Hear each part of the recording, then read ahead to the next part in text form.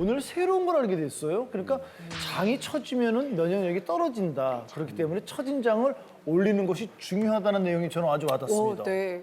그러니까 그동안 알고 있었던 이렇게 면역력에 대한 상식이 있잖아요. 네. 그 상식을 좀 뒤집는 내용이 소개돼서 정말 깜짝 놀랐는데요. 네. 그런데 또 성인경 교수님이 면역력을 올리는 한 가지 더 특별한 방법을 준비하셨다고 들었거든요. 네, 면역력을 올리고 싶다면 장 건강을 지키는 것이 중요하다고 말씀드렸는데요. 네. 네. 예, 장에 밀집된 면역세포들이 잘 활동하려면 이것과 친해져야 합니다. 이것과 친해져야 된다. 면역력을 좌우하는 이것이 있다는 얘기죠. 무엇일까요? 자, 화면 준비했습니다. 화면 보시죠. 네, 면역력이 약하다면은 중간균과 친해져라. 중간균이요? 들어본 적 있어요? 유산균은 그러니까 아닌데 중간균.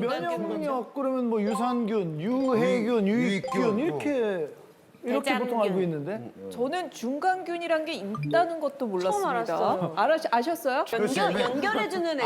이랬다 저랬다 여기부터 저기부터 이런 애들 연결. 유해균과 유익균 네. 연결해주는 연결. 자, 다들 위치해주는 추측이 거 난무하고 아니. 있습니다. 소화기내과 성인경 교수님 앞으로 모시고 자세한 이야기 들어보도록 하겠습니다. 면역력을 올리려면 중간균과 친해야 하는 이유가 뭘까요? 이 우리 중간균이 유익균과 유해균을 저울질하는 때문입니다. 어머, 웃긴다. 잠시 후 공개됩니다. 저는 중간균이란 게 있다는 것도 몰랐습니다. 알았어요. 아셨어요? 연결해주는 애들? 이랬다 저랬다 여기부터 저기부터 이런 애들 연결. 유해균과 유익균 연결해주는 연결. 자, 다들 위치해주는 추측이 거 난무하고 아니. 있습니다. 소화기내과 성인경 교수님 앞으로 모시고 자세한 이야기 들어보도록 하겠습니다. 면역력이 약하다면 중간균과 친해져라. 소화기내과 교수 성인경.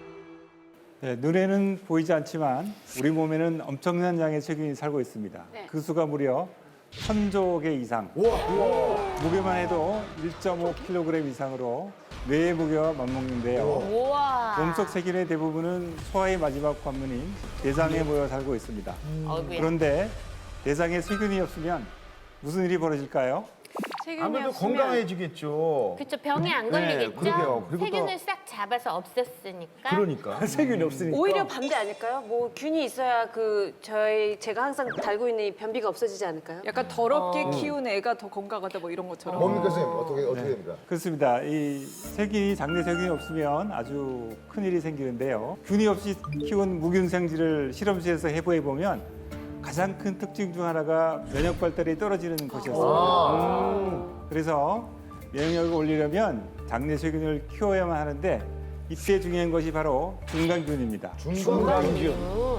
아니, 유익균, 유해균 그런 균은 다 들어봤는데 중간균은 정말 처음이에요. 중간균은 어떤 세균이에요? 중간균의 이름이 뭐 중간이라는 이름이 들어가 있는 건 아니고요. 우리가 일반적으로 장의 세균의 기능을 가지고 이제 세 부류로 이제 나눕니다. 그래서 세균이 살고 있다 이렇게 말씀드릴 수가 있는데요. 첫 번째가 이제 장내 면역 세포를 활성화시키는 유익균. 두 번째로 면역 세포의 기능을 떨어뜨리는 유해균. 그리고 중간균으로 구분을 합니다. 건강한 성인의 경우에 장내 세균의 비율을 유익균은 25%, 유해균은 15%, 그리고 중간균이 60%로 분포되어 있다고 합니다. 그렇게 많아요? 네, 중간균이 장내에서 가장 많은 비율을 차지하는 세균이고요. 그렇다면 면역력을 올리려면 중간균과 친해야 하는 이유가 뭘까요? 이 우리 중간균이 유익균과 유해균을 저울질하는 박쥐이기 때문입니다. 박쥐. 일단 아까 제가 말씀드렸죠. 여기부터 저기부터 마치 오빠처럼? 나처럼. 중간균을 박쥐라고 부르는 이유는 유익균이 우세하면 유익균에게 달라붙고 유해균이 우세하면 유해균에게 달라붙기 때문입니다. 먼저 장내 유익균이 6개, 유해균이 2개 있다고 가정해 보겠습니다. 이러면 중간균은 유익균이 많기 때문에 유익균 편에 서서 건강에 이로운 일을 합니다. 그렇다면 반대로 유해균이 우세한 경우 중간균은 어떻게 할까요? 다시 나빠지나 봐. 장내 유해균이 4개, 유익균이 3개 있다고 보면 중간균은 유해균의 편에 서서 건강에 해로운 일을 합니다. 어머, 저렇게 되는. 야 웃긴 놈들이네. 어머, 웃긴다. 따라서 유익균을 많이 만들어 중간균이 유익균의 편에 서도록 만들어야 건강을 유지할 수가 있습니다. 그러면 정말 얄밉게도 중간균이 한쪽 편, 뭐 유익균 편만 들어준다면 어떤 일이 벌어지나요, 장내에서는? 면역력이 강해지게 되는데요. 이거 유익균이니까. 대표적인 면역 세포인 NK 세포는 우리 바이러스와 암 세포를 잡아먹는데요. NK 세포가 가장 많은 곳이 바로 장입니다. 따라서 장에 있는 면역 세포가 활성화되면 우리는 암에 걸리지 않게 되는데요. 그런데 장속 면역 세포를 활성화하는 것이 바로 유익균입니다. 앞서 건강한 성인의 경우 장내 세균의 비율이 유익균 25%, 유해균 15%, 중간균 60%라고 말씀드렸는데요. 만약 중간균이 유익균의 편을 들어주게 되면 장내 유익균과 중간균의 비율은 85%가 됩니다. 이러면 유익균이 유해균을 압도하기 때문에 면역력이 아주 강해지게 되는 것입니다. 아니 그러면 우리 최현 씨 말한 거에 그 반대로 중간균이 만약에 유해균 쪽에 붙는다. 그러면 어떤 증상이 나타날까요? 중간균이 유해균 편을 든다면 보통 이제 대장암의 발생 위험이 늘어나게 되는데요. 어떻게? 한국인의 대장암 발병률은 전 세계에서 가장 높은 수준입니다. 대장암 환자에서는 여러 가지 유해균이 건강한 사람에 비해 더 많이 발견되는데요. 유해균은 장 점막을 침투해 염증을 만들고 면역세포 기능을 마비시켜 대장암의 씨앗이라는 용종을 만드는데요.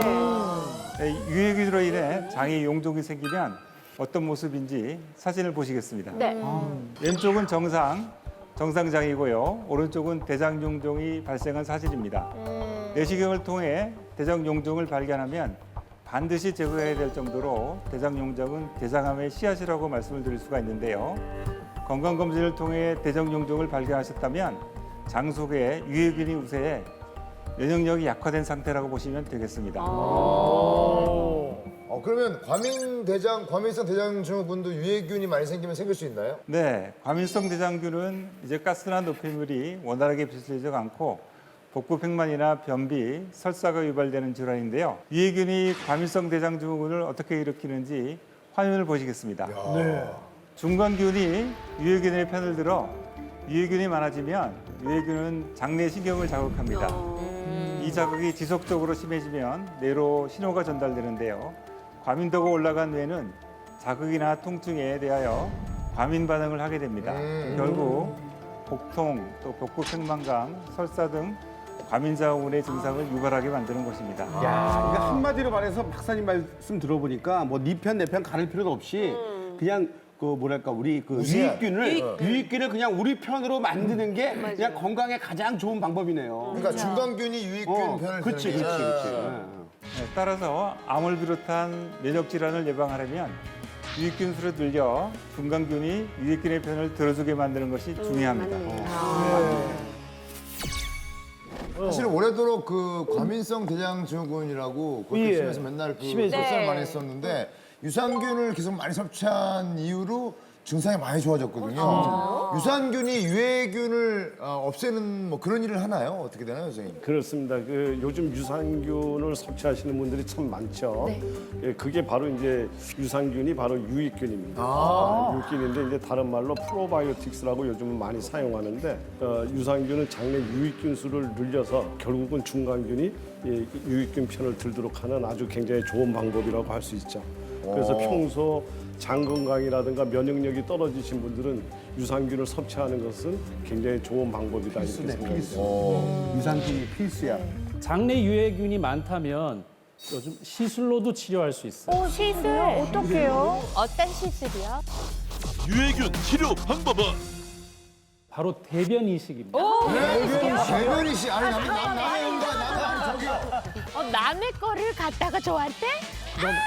미국에서는 굉장히 오래전부터 좀 시행했던 부분이고 하버드에서 이게 연구가 됐었었는데 그 연구소가 이미 있습니다. 이제 있는데 대변을 이식한다 그러면 여러분들은 그 화장실 보고 난 그 대변을 생각하는데 더 엄밀히 얘기하면 대변에 사는 미생물을 이식한다라고 이해하시면 조금 낫겠습니다. 그래서 건강한 사람 대변 속의 유익균을 정말 심하게 안 낫는 환자의 장내에 심었더니 증상이 호전됐다라는 연구 결과가 있고 우리나라에서도 큰 대학병원에서 몇 군데에서는 하고 있는 걸로 저는 알고 있는데 다만 한 번 시술로 지속적인 효과를 내기가 어려우니까 좀 더 많은 연구가 필요하다 이렇게 이해하고 계시면 좋겠습니다. 네. 시술을 받는 게 어렵다니까는 뭐 시술 받지 않고 유익균 수를 늘리는 게 중요한 건데 우리가 중간균이 우리 유익균 편을 들 수 있게 속된 말로 이렇게 꼬실 수 있는 방법이 없을까요? 중간균 살짝 꼬시는 꽂아서 거는 이분이 참 잘하시는데. 근데 제가 볼 때 오늘 엄지 군단 중에 저 한 선생님께서 좀 잘 꼬실 것 같아요.